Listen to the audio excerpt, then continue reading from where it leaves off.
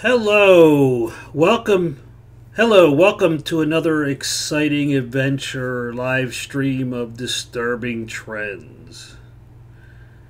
We are coming to you live from our studio with a new microphone. Got to turn the headset down here so I can actually hear myself. Um, and we're going to talk about the intellectual dork web and current insane events.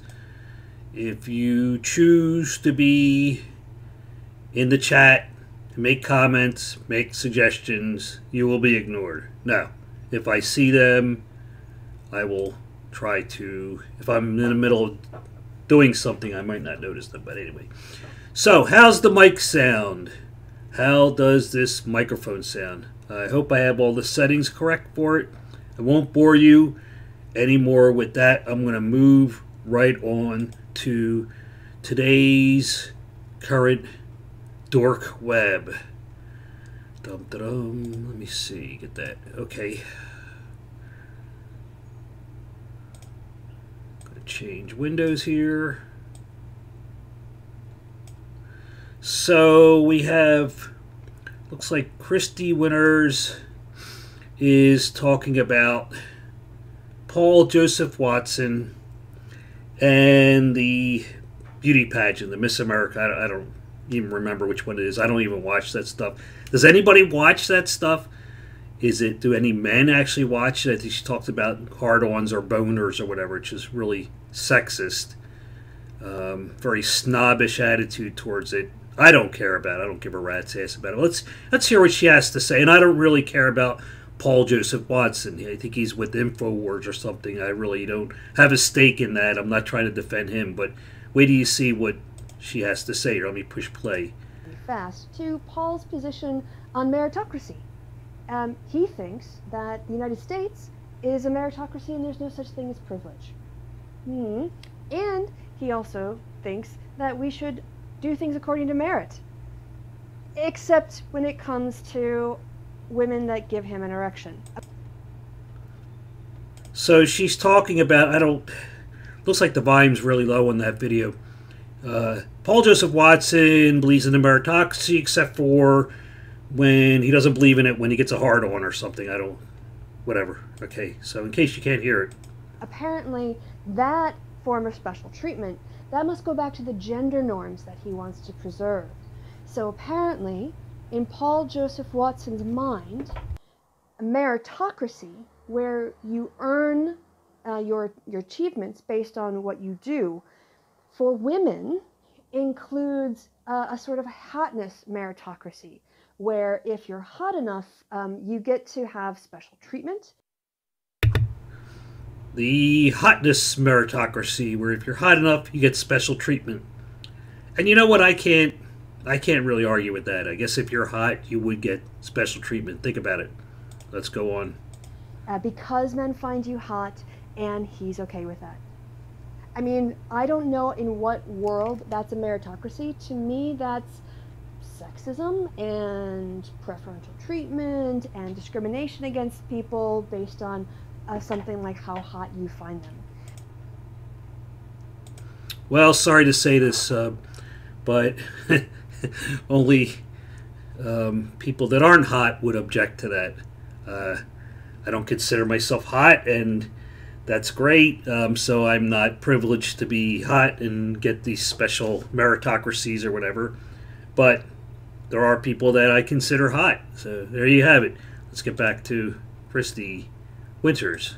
But when you're an outrage machine and you have to be outraged by everything, when you're outraged by calls for equality, then you have to say that you're for meritocracy. And when you are reacting to people taking away sexist things like swimsuit competitions, then you have to be in favor of giving hot women preferential treatment. I don't expect that this is meant to make sense, because a rational thinking, sensible person would realize the conflict in their own value system. So I think what she's saying is that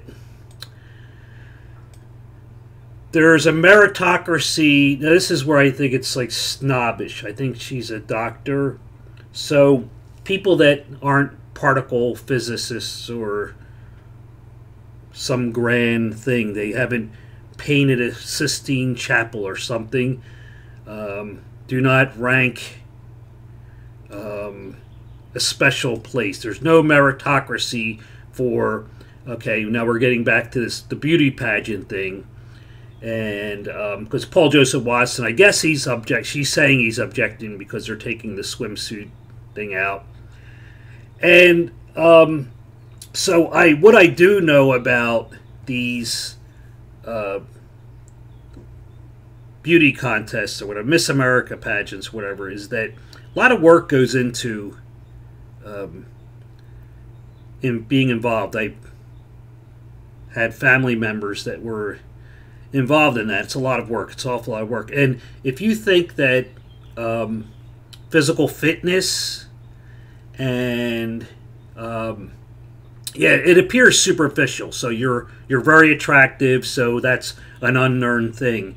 But a lot of work goes into, you know, you could sit around on the sofa eating potato chips and not work on your physique, not work on your appearance, and not practice walking, and, you know, which are, like I said, they're not, you know, they're not as noble as, say, a nuclear physicist, but they are things that people spend a lot of time and effort on.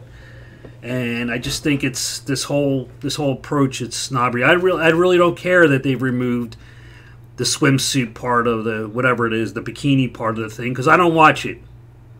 I haven't watched that since I was like 5 or 6 years old, and I didn't care about that part when I was 5 or 6 years old. But anyway, so let's get away from snobbish and let's get on to ridiculous. So let's see.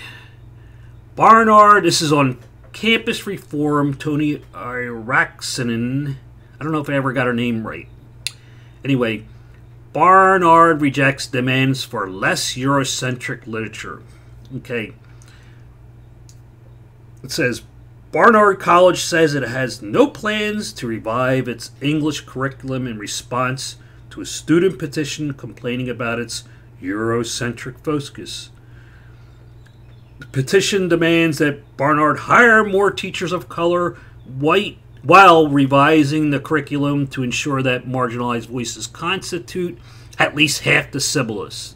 So this is live. I'm not recording, so I'm not able to edit out the mistakes. So sorry about it. I guess that's a white Eurocentric guy right there.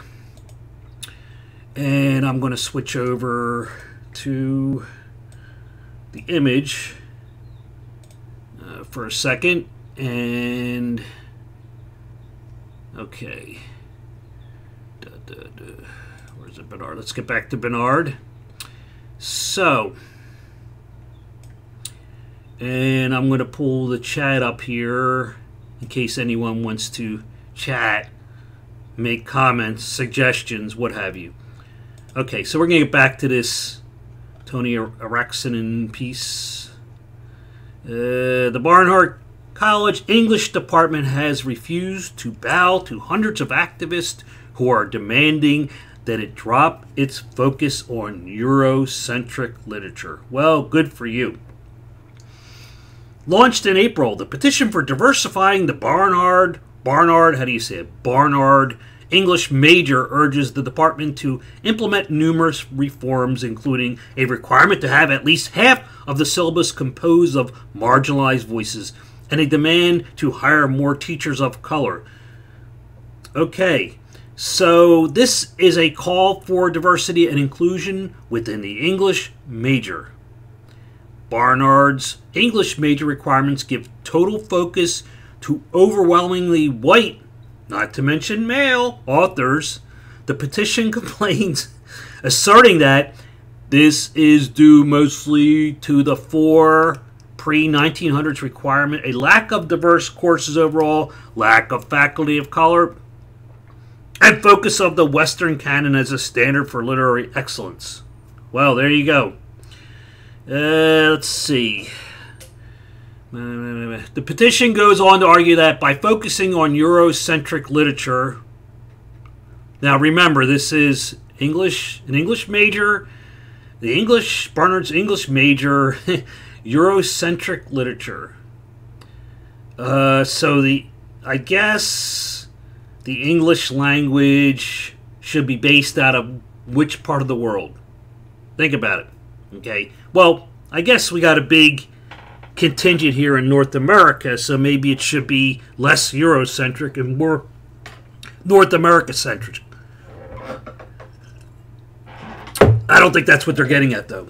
Despite the fact that the April petition has received more than 300 signatures, nice, a Barnard spokeswoman told Campus Reform on Monday that the department has no plans to accede to the activist demands. Well, good for you. Barnard's English curriculum teaches Anglophone literature from the Anglo-Saxon period to the present.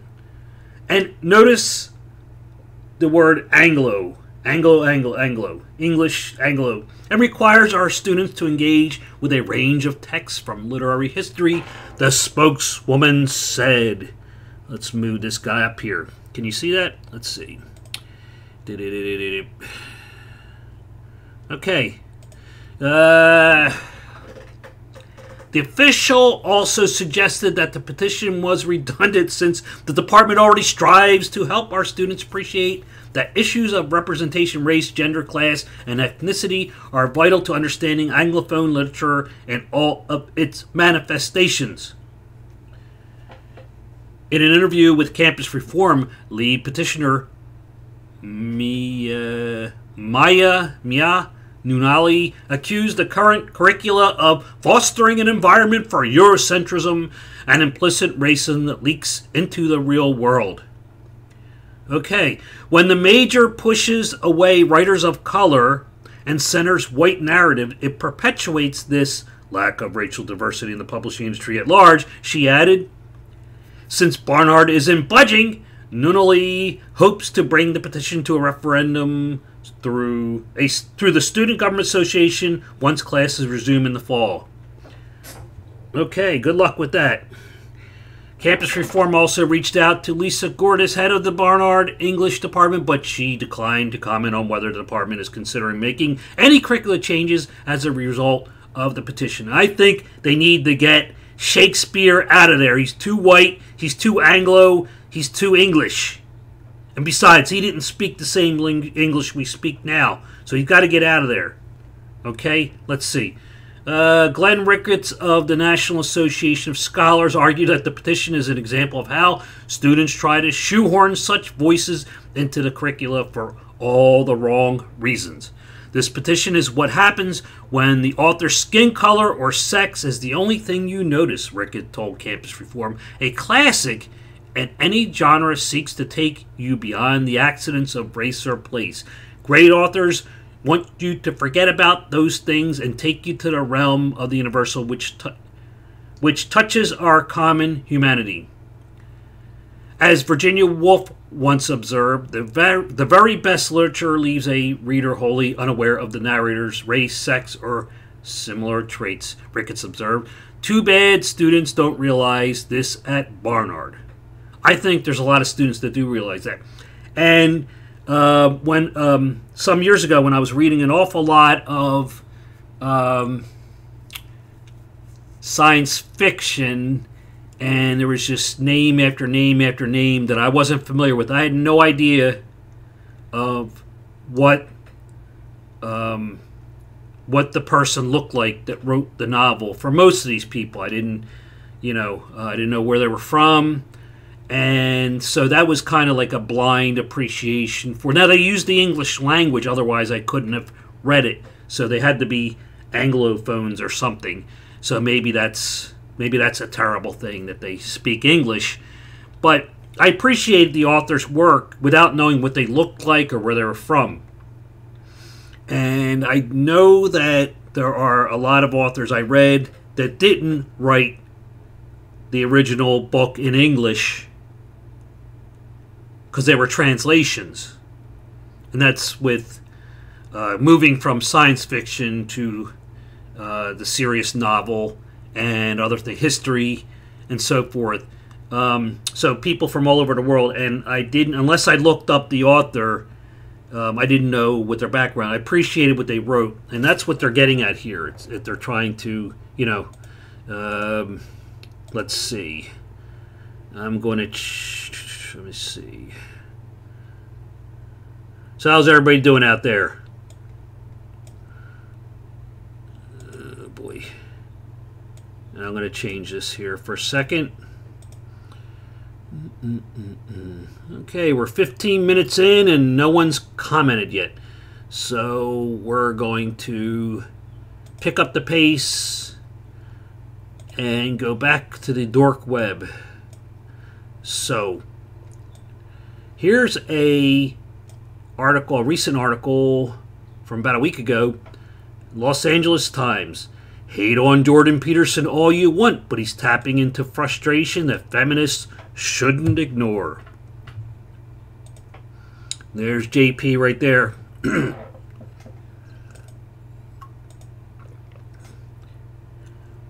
One of the most controversial public intellectuals today is an eccentric, primly dressed professor who writes about esoteric mythology, dispenses old-fashioned wisdom such as clean your room, and champions embattled ideas of manhood. Dr. Jordan Peterson, University of Toronto psychologist, best-selling author, and YouTube star, has been hailed by some as a messenger of hope for young men perplexed by cultural upheaval and denounced by others as a charlatan preaching patriarchy and fascism. Oh, by the way, I got a new microphone. How's my voice sound? It's like a miracle, right? Like I've been transformed into having the perfect voice now. I love it. I'm joking, of course. In reality, Peterson's ideas are a mixed bag. He says some sensible and insightful things, and he says some things that rightly draw criticism. As with anyone else, he's a person. He's not perfect, and I agree. But you wouldn't know this from reading Peterson's critics, who generally cast him as a far-right boogeyman riding the wave of a misogynistic backlash. That's a mistake. Why, sure it is. For all his flaws, Peterson is tapping into a very real frustration. More than half a century after the modern feminist revolution began in the 1960s, we have yet to figure out new rules for a partnership between men and women. Okay. Although Peterson can sound like a chauvinistic crank when he seems to suggest that women incite sexual harassment by wearing makeup to the office, his larger points that evolving norms are generating confusing and mixed signals, and that women play a role in sexualizing work environments are far from absurd. And I don't know, I haven't read this article yet. I'm reading it out for the first time. But one thing I touched on this a lot on the last video I did about the intellectual Dork Web is that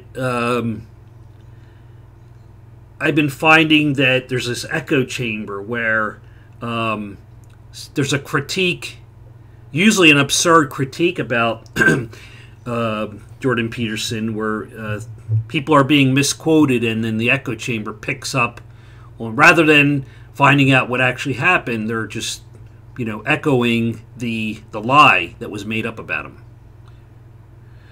Okay, back to the Los Angeles Times. Consider we have rejected traditional sexist proprieties that forbade coarse language in front of the ladies. Yet a man can now be fired for telling a crude joke that offends a female coworker.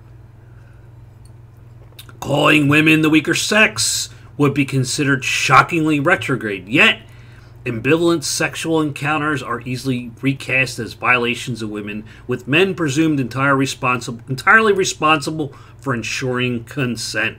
Workplace romances abound, yet flirting could be one step away from someone's idea of sexual harassment. And here's this big thing here. If feminists don't like Peterson's message, they should offer a better one. Well, good for you. That's a great point. In this bewildering environment, Peterson offers a code of personal responsibility and self-discipline. Although his message appeals to both genders, the core of his faith. The core of his fan base and the focus of his world-saving fervor are young men. Indeed, one of Peterson's central themes is that men in the modern Western world are in crisis. Okay, let's see. I'm going to switch over for a second. And... Okay, I'll get back to that. Sorry about the commercial interruption. I had to promote my channel. Please subscribe. Let me get that back up there. It's not coming up. It's not cooperating. Oops. Please subscribe to this channel. We're good. We deserve things. You won't get the intellectual Dork Web anywhere else, but except for Disturbing Trends. So please subscribe and send us your hard-earned cash. Okay, back to the article.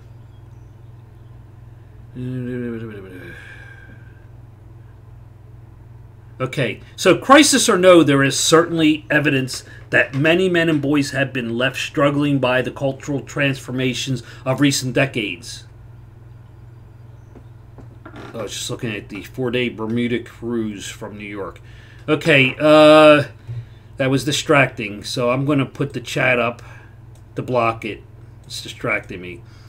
Okay, a 2013 MIT study titled Wayward Sons notes that boys are more likely than girls to be negatively affected by parental divorce, that young men are less likely to go to college, or even, that was 2013, or even complete high school, that working class men are more likely than working class women to be left behind by economic shifts, and that those who lose out in the labor market are likely to face poor prospects for marriage and fatherhood. Let's see. I always like going to the end to see what their conclusion is. For all its successes, contemporary feminism's main message to men is not one of equal partnership. Rather, it's repent, abase yourself, and be an obedient feminist ally. And we still won't trust you. It's no wonder that Peterson has found an eager audience in this climate. If feminists don't like his message, they should offer a better one. Oh, this is written by Kathy Young. Nice. Thank you, Kathy. So we're going to move on to what we came here for, what all this excitement is, and let's see. Hughes Tremblay said something. Well, thank you for saying something. Okay. Intellectual Dork Web goes to Washington. Brett Weinstein got to go in front of Congress and talk to some of the most popular people in the nation about how he's being oppressed by woke college kids. And this is great because when Brett Weinstein tweeted about this, I saw this article and I started reading it. Then I saw the video and wow, I haven't seen that yet. That was great. So I watched that yesterday and some of it this morning. I haven't finished watching the entirety. It's like 2.5 hours. So he's got this thing here. House Republicans. Who's writing this? I don't see a name. Oh, Drew Millard on the outline.com. Okay. So House Republicans have decided that free speech is under attack. And then the little thing here, can you see that? Okay, it isn't. But they want to get mad about it anyway. Those bastards, how dare they get mad about something that isn't. We've caught them. We've discovered that they're phonies and they're making stuff up. Drew Millard, you got us. Them, sorry, not me. It seems that these days the only thing Republicans love more than free speech is pretending to get mad when their fellow conservatives' free speech is even remotely threatened. Well, I think anyone's free speech being remotely threatened is something to get pretty mad about. So, and I don't consider myself a Republican or a conservative, and I'm pretty mad about. This has that's me talking. That's not Drew Millard. I don't think he would say that. This has yielded a wave of phony conservative outrage at isolated incidents of over. By the way, the people in the chat room, how does this sound? Can you hear me? I have a new microphone. I've only done some tests on it, so you're the guinea pigs. What do you think? I know my previous live streams, my mic, whatever mic I used, it sucked and it was all blah, blah, blah. So how's it sound now? I'm not getting any answers. Okay, so I'm going to get back to this. Oh, crap. All right, here we go. Dude, I got to bring this up a little bit. This has yielded a wave of phony conservative outrage at isolated incidents of overenthusiastic college students protesting stuff, which has in turn led Brett Weinstein. So he mentions Brett Weinstein, right?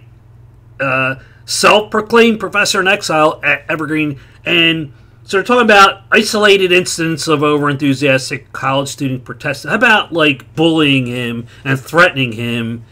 Brett Weinstein, that is. And I think a lot of you watching this, I've done, everybody's done videos on it.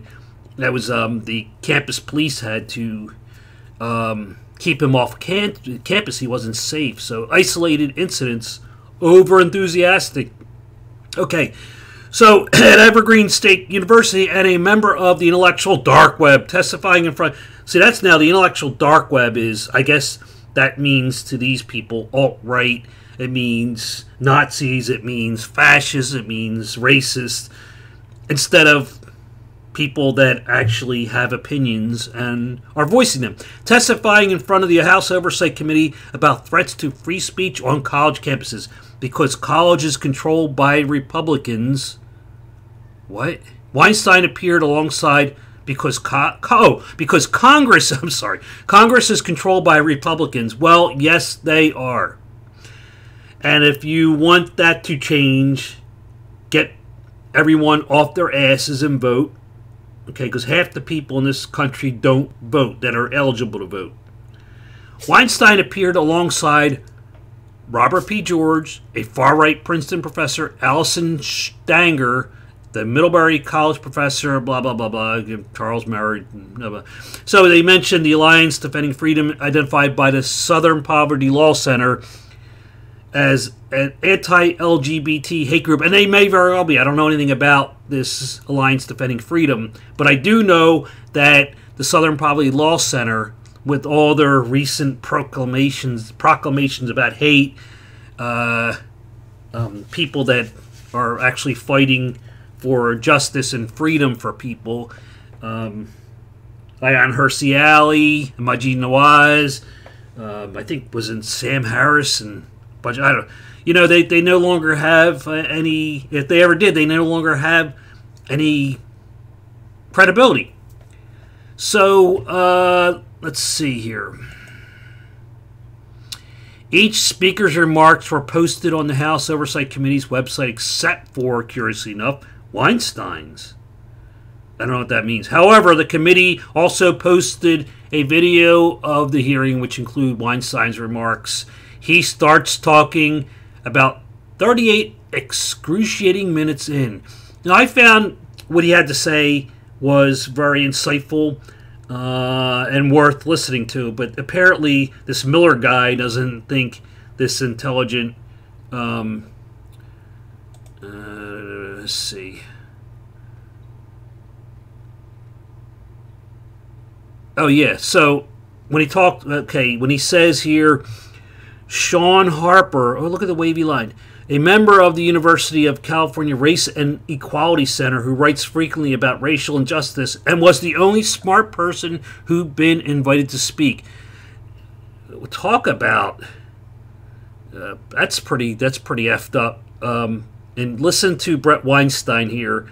And he's really stupid, right? For that, I noticed we have some young people with lots of young people in the audience. Some have T-shirts on. We want to welcome the students who are here supporting First Amendment rights. And I also noticed we have a nice young lady who happens to be the wife of our colleague, Mr. Meadows, who's in the audience, along with their son, Blake. So welcome to Ms. Meadows and Blake as well. And we now go to Dr. Weinstein, professor in exile. We're waiting for what that all means. Doctor, you got 5 minutes. Mr. Chairman, distinguished members of the committee, thank you for the invitation to address you. Tomorrow is the one-year anniversary of the day 50 Evergreen students that I had never met, disrupted my class, accusing me of racism and demanding my resignation. I tried to reason with them. I felt no fear because I knew that whatever my failings might be, bigotry was not among them. At that moment, I felt sure I could reach them. I also felt a moral obligation to try. That racism squanders human potential and erodes human dignity offends me. I am also well versed in the evolutionary logic that makes racism durable. I should have had no trouble establishing common ground. Their response surprised me. It would take months for me to fully understand what had happened. The protesters had no apparent interest in the very dialogue they seemed to invite. I was even more surprised by the protesters' fervor in shouting down my actual students, some of whom had known me for years. The cruelty and derision reserved for students of color who spoke in my defense was particularly troubling. If not discussion, what did they want? I was one of Evergreen's most popular professors. I had Evergreen's version of tenure. Did they really think they could force my resignation based on a meritless accusation? They did think that, and they were right. What I had not counted on was their alliance with Evergreen's new president. Though the protesters openly humiliated him, the president of the college partnered with the mob in private, handing them concession after concession. We know this because the rioters filmed everything and proudly uploaded it. In one particularly telling video, the president calmly discusses with the leaders of the protest a demand to target STEM faculty based on the empty assertion that scientists are particularly prone to bias. In that same video, the president speaks of his plan for those who resist the new order. Bring them in, train them, and if it doesn't take, sanction them. He invites his partners to hold him to it. On the second day of unrest, the police chief called me. Rioters were stopping traffic and searching for someone car to car. The chief believed that they were searching for me. She was worried for my safety and helpless to protect me, as the president had ordered her force to stand down. What would have transpired if the rioters had found me? I still don't know, and I strongly suspect they don't either. The protest at my class did not emerge out of the blue in May of 2017. 1 year earlier, I stood up and spoke in opposition to a dangerous proposal, one that threatened to establish a racial hierarchy amongst faculty. To those who have not faced something similar, this likely sounds hyperbolic. But one can now advance such policies and almost certainly succeed in passing them if they are properly draped in weaponized terminology. Equity, for example, has taken on special properties. If a person opposes an equity proposal, those advancing the proposal are secure in asserting that the person is motivated by opposition to racial equity itself. In other words, they are racist. My opposition to that first equity proposal was voiced to my colleagues with no students present. Demands for my resignation 1 year later, in May of 2017, were not the result of organic student confusion. They were payback for violating a de facto code of faculty conduct in which one's right to speak is now dictated by adherence to an ascendant orthodoxy in which one's race, gender, and sexual orientation are paramount. The students were on a mission. They were unwitting tools of a witting movement. This committee should take my tale as cautionary. Is there a free speech crisis on college campuses? One can certainly make that argument, but that portrayal is at least as misleading as it is informative. What is occurring on college campuses is about power and control. Speech is impeded as a last resort, used when people or groups fail to self-censor in response to a threat of crippling stigma and the destruction of their capacity to earn. These tools are being used to unhook the values that bind us together as a nation: equal protection under the law, the presumption of innocence, a free marketplace of ideas, the concept that people should be judged by the content of their character rather than the color of their skin. Yes, even that core tenet of the civil rights movement is being dismantled. Am I alleging a conspiracy? No. What I have seen functions much more like a cult, in which the purpose is only understood by the leaders, and the rest have been seduced into a carefully architected fiction. Most of the people involved in this movement earnestly believe that they are acting nobly to end oppression. Only the leaders understand that the true goal is to turn the tables of oppression. Something is seriously and dangerously amiss. At this moment in history, the center does not hold. Partisan polarization and political corruption have rendered government ineffective, predatory, and often cruelly indifferent to the suffering of American citizens. Tribalism is the natural result. Evergreen's public meltdown placed me in the eye of the storm and cast me into the spotlight.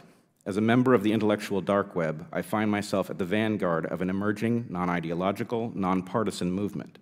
Along with the Heterodox Academy and the Foundation for Individual Rights in Education, we are fighting to restore civility and respect for competing perspectives.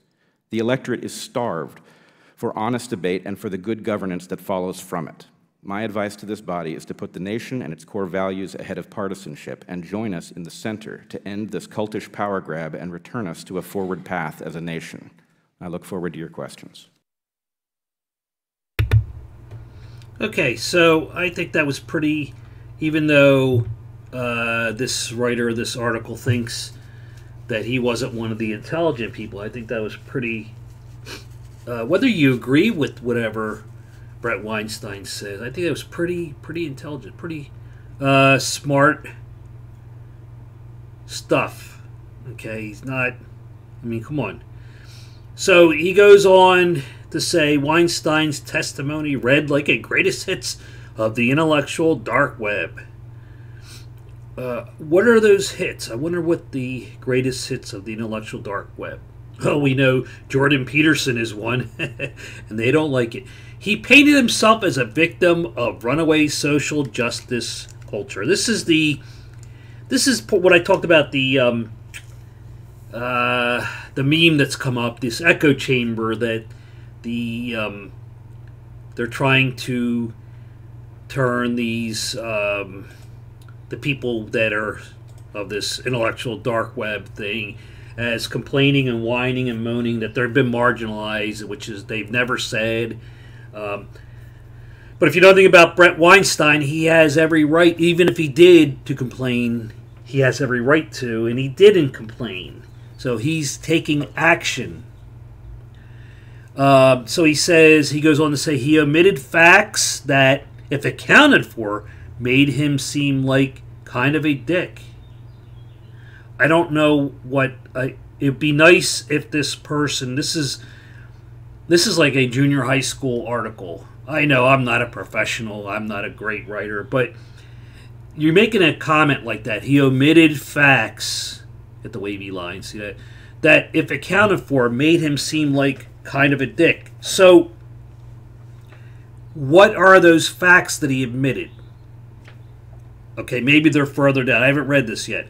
He spoke, this is live, this is, spontaneous, so I'm going to be surprised like you if you haven't read it. He spoke in hyperbolic language. So you know what hyperbole is, right? Offering nonsense like, am I alleging a conspiracy? No. What I have seen functions much more like a cult, which I agree with. He uses the word logic and began his sentence by saying, as a member of the intellectual dark web.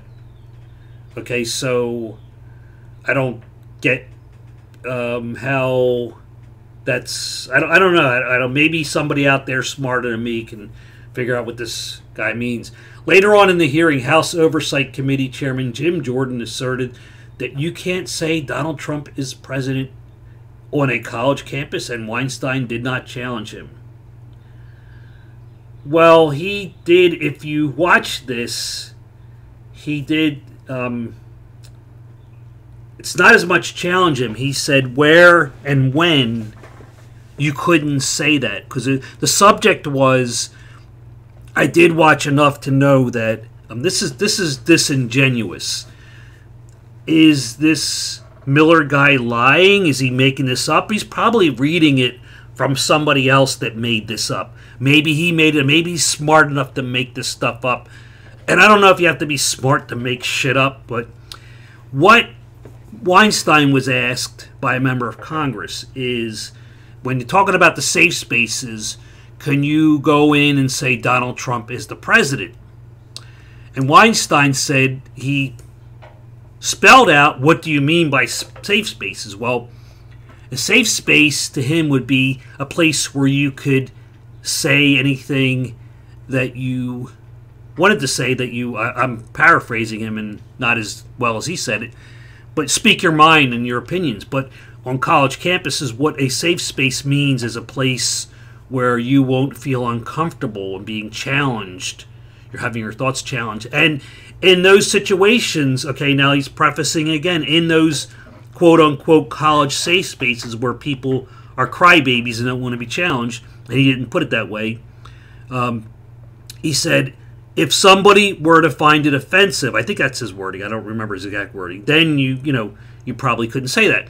So he didn't, so this what's this, theoutline.com, this guy is completely disingenuous, okay? No. Jordan didn't give USC Sean Harper, the only person contesting the very premises of the hearing, the same treatment. Well, you know what? It's their hearing. They can do whatever they want. From a certain vantage point, it feels like angry conservatives and members of the intellectual dark web actually, this is the beef I have, and I think Weinstein even says this, if not here, somewhere else, that if you are not completely in lockstep with the progressive left, then you are part of the intellectual dark web, and see this, how he's conflating conservatives and members of the intellectual dark web.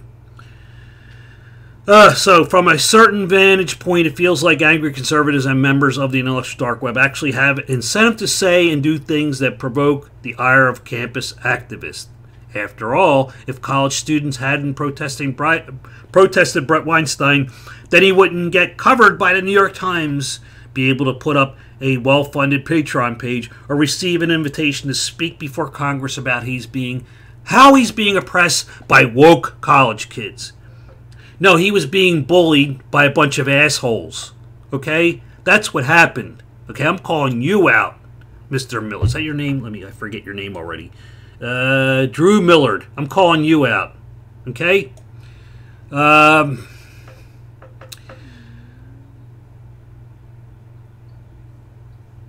Let's see.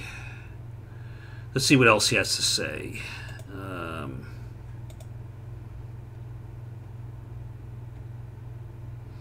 So I didn't get to the Sean Harper part yet. I'm going to rewatch. I'm going to watch the whole thing.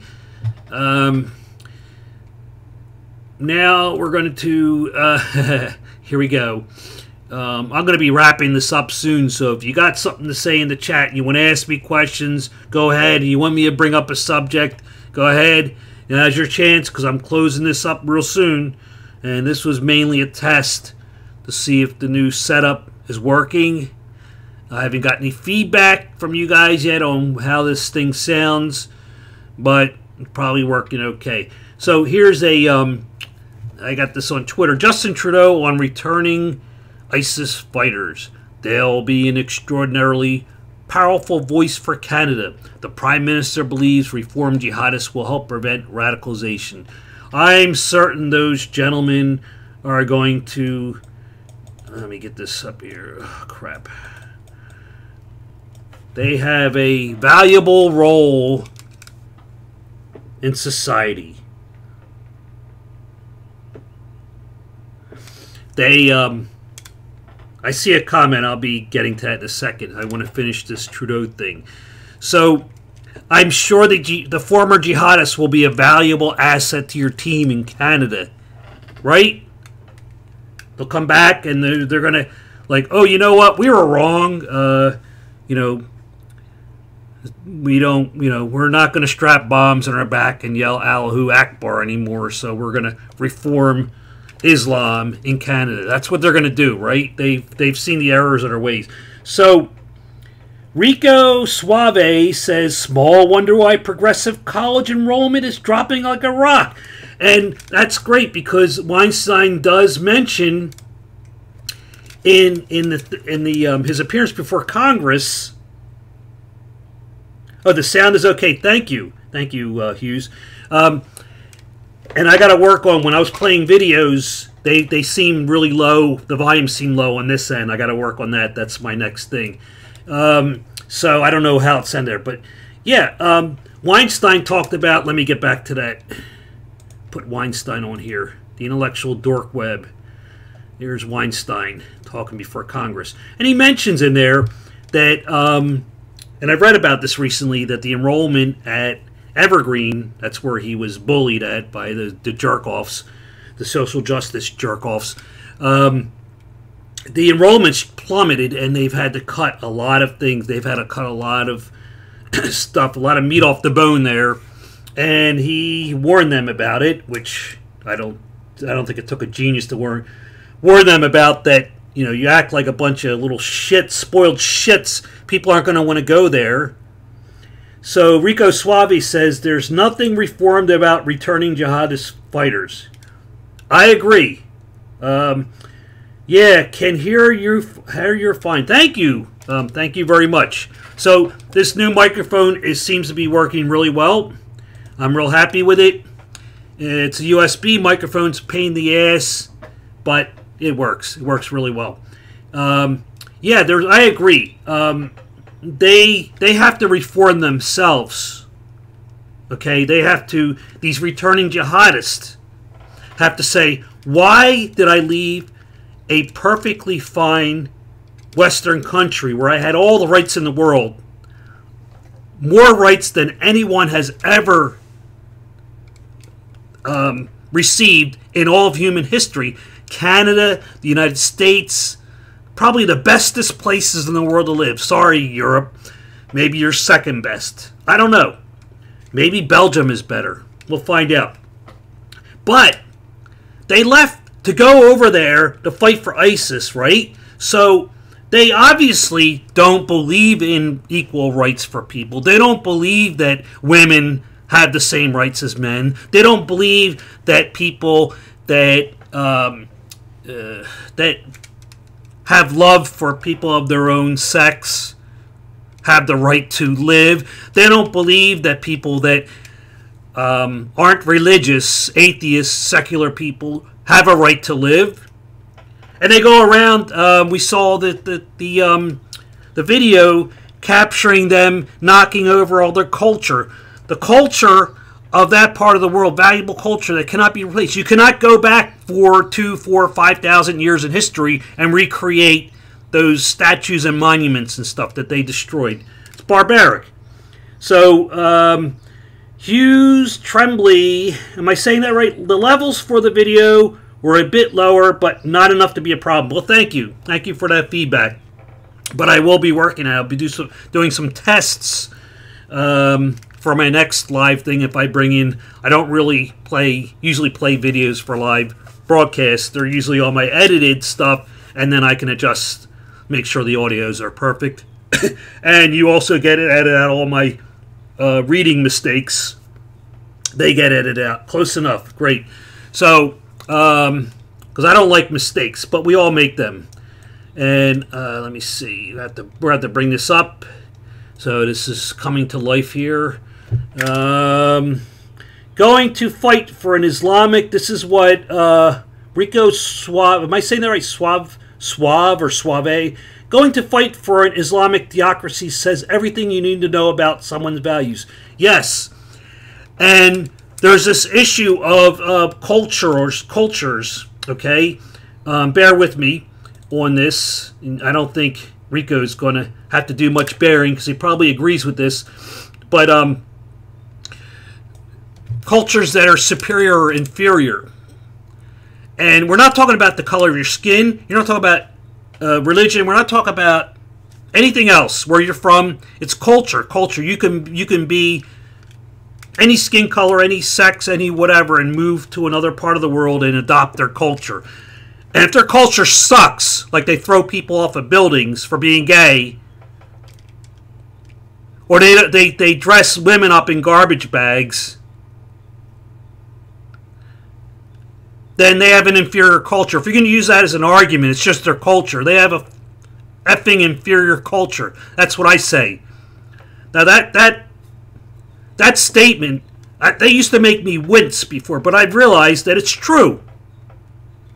And anyone not comfortable with that statement, there are cultures that are superior. And I don't mean like master race and superior. I mean, like, look,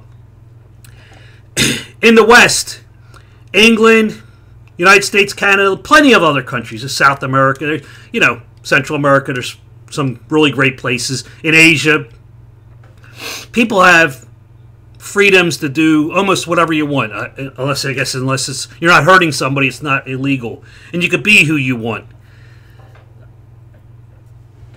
There are parts of the world, I'm sorry to say, because of a religion, and that's Islam. It's not some mysterious religion, like it's not Buddhism, it's not the Amish, it's not the Quakers, it's not the Jainists. Okay, it's where Islam rules.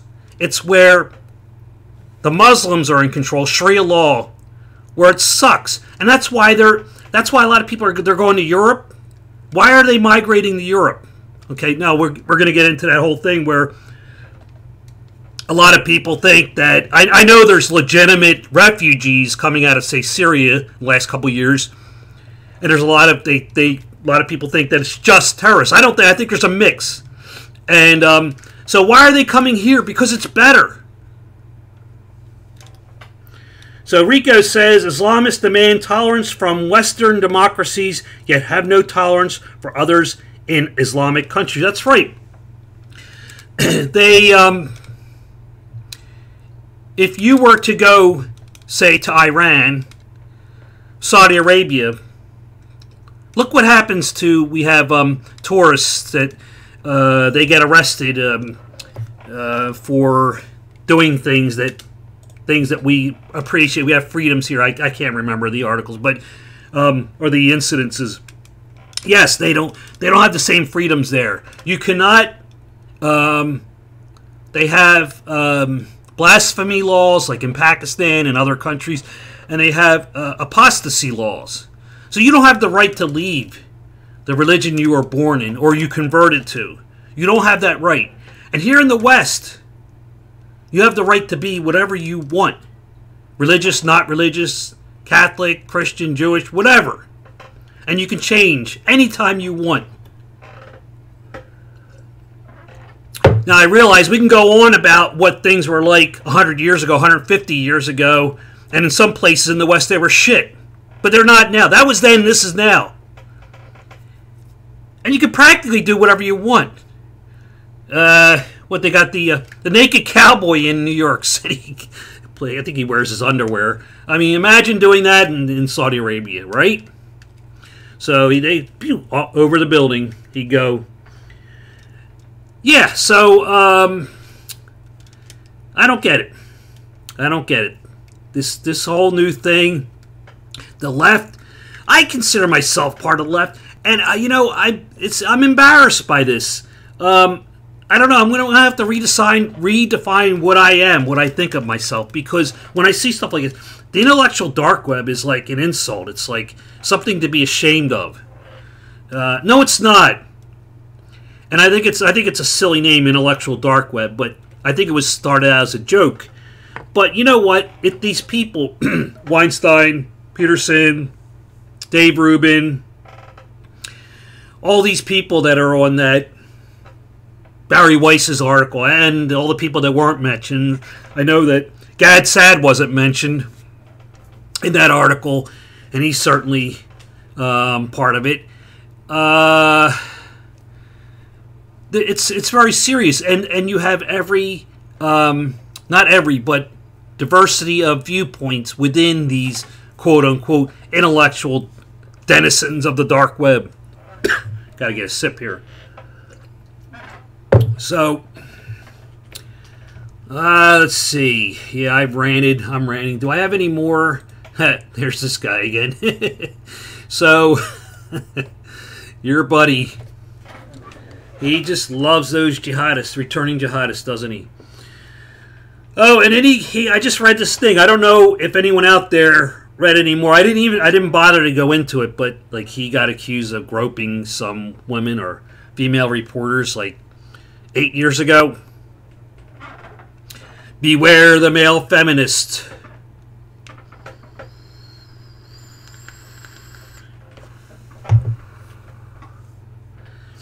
So I'm going to wrap this up. Thank you all for tuning in and tuning out and making comments. I had a great time. Oh. Okay, if the dark web... Okay, well, we have to read this comment here. If the dark web is dark, it's because It's because of the dog piling campaigns the progressive inflict on anybody who doesn't toe the leftist line. Yes, and that's what I was talking about earlier, this echo chamber. What really got me pretty pissed off was, I don't mind if you want to criticize Jordan Peterson, and I'm critical. There's things that he says I'm critical of. You know, if you saw that Matt Dillahunty, his talk with Matt Dillahunty, I was critical of some of the things he said. And there's other places, and that's normal. So, but if you want to criticize him for his points of view, his perspective, and you say, like we just read this article where the guy's saying he made all these, you know, false statements and everything, but yet he didn't bother. This guy, where is it? He didn't bother to point out what those false statements were. So you know, it's great. You want to pick somebody apart. I think they're talking about, these people in the intellectual dark web are talking about freedom of speech. So take something Dave Rubin says, take something that Brett Weinstein says, Sam Harris says, and criticize. I don't agree with Sam Harris. Okay, for example, I don't agree with the free will thing. Okay, so, and I included the video that I did, the 1 minute skeptic video. I explained briefly, since it was a short video, where I disagree with Sam Harris on that. And so I tried to make a point why I disagree with it. I didn't say, oh, he's a jerk-off, he said false things but didn't bother to back them up with anything. I didn't read what somebody else said about him and then repeated it. So that's what Rico's saying here, about not towing, who doesn't toe the leftist line. And that's unfortunate. And this is something that we've, over the years, over the decades, we came to associated with extreme right movements, white nationalist movements, the far right, people that they have to agree with each other, they have to be in lockstep, as something we associated with people that they say a religious point of view on, you know, issues that affect like abortion and gay marriage and so forth. And so it was hard to be out of line. And this is what the left, when Brett Weinstein talks about it like a cult, that's what it's become. It's become cultist. It's become like a religion. And this has been talked about by people that are far more intelligent than I am on this subject, because they have all the hallmarks. Lindsay Shepard talked about in her video, Why I'm Leaving the Left, about why the progressives, it's like a religion, and she points it out step by step. You can watch her video. She makes some really good points. Yes, I agree, Rico. If you are out of line, and this is what Brett Weinstein talks about before Congress, he's not complaining. He's not saying he's being, let me get this image back. Let me get that out of there. He's not saying that he's being marginalized, he's being picked on. He's not saying any of that stuff. Okay, I didn't hear him say any of that. You can watch the video. You can watch anything he's ever said.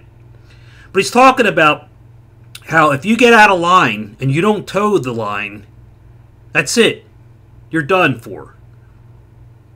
And that's what it looks like. And so, prove that Brett Weinstein is wrong. Okay, progressives, prove that he's wrong. Okay, so instead of writing this garbage that I'm reading here, that I read earlier, say, okay, this is what Brett Weinstein said, and this is why I disagree with it. Say that. Do that. That's all you have to do. And you can prove he's wrong. Okay, you're allowed to disagree. Okay, what you shouldn't be doing is saying the crap like he's lying, he said, but without even saying what he, like, okay, so I know your audience, your fan base is like drooling and slobbering. Yeah, he lied. They agree with that because that's what they want to hear. And you accuse the right of that. You accuse the people on the right of doing that. That's bullshit. Yeah, that's right, Rico. If you don't agree, attack the argument. No, if you don't agree, attack the person. Right? Oh, no, okay, I'm sorry, I read you wrong. If you don't agree, attack the article. Yes, that's what you're supposed to do, but what I thought you were making a different point. If that's what they're doing, that's what this guy did in this article. I don't have it up there anymore. He attacks the person saying he's lying, he's making stuff up, but there's no examples of it. So if this guy Miller had said Brett Weinstein lied because he said, the moon is made out of cheese, then I'd say, okay, you know what? This guy's, he's onto something here. All right, but he doesn't do that. He just says he makes stuff up in it, but he doesn't give us examples. There's no examples. I'm going to go mute for a second.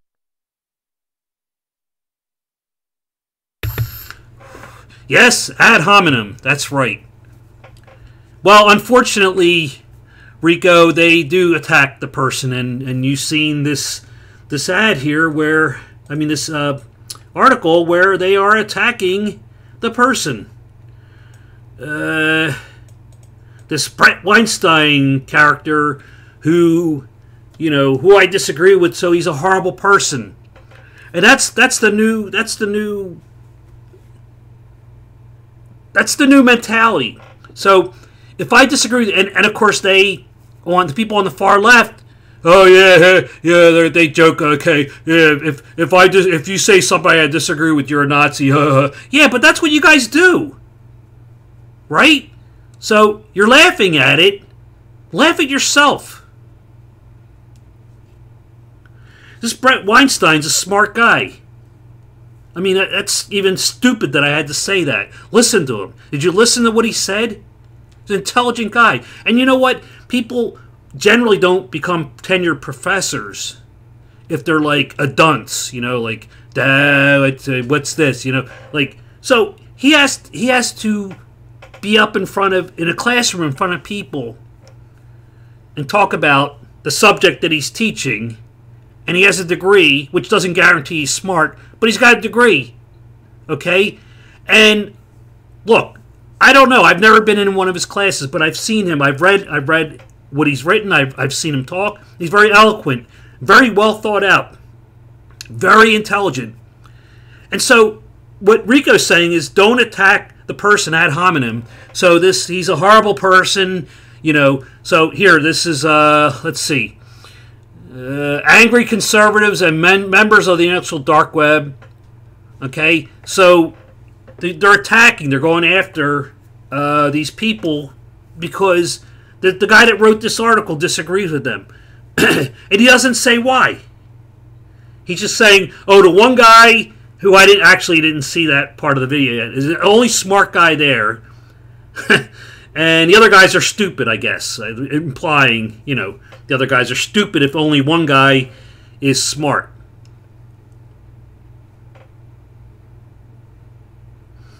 Anyhow, if anyone doesn't have anything more to say or add to this, I'm going to be wrapping this up. I could sit here and talk all day. I've run out of subjects. These are all the things I have listed here, and I've gone through them all. And I want to thank everybody for tuning in again. And I'm going to be shutting down in a few seconds. So goodbye to everybody. Thank you for commenting. Thank you for being part of this and contributing. So let me see. How do we turn this off? Okay. I'm going to stop live. It says live. How do you stop? Okay. So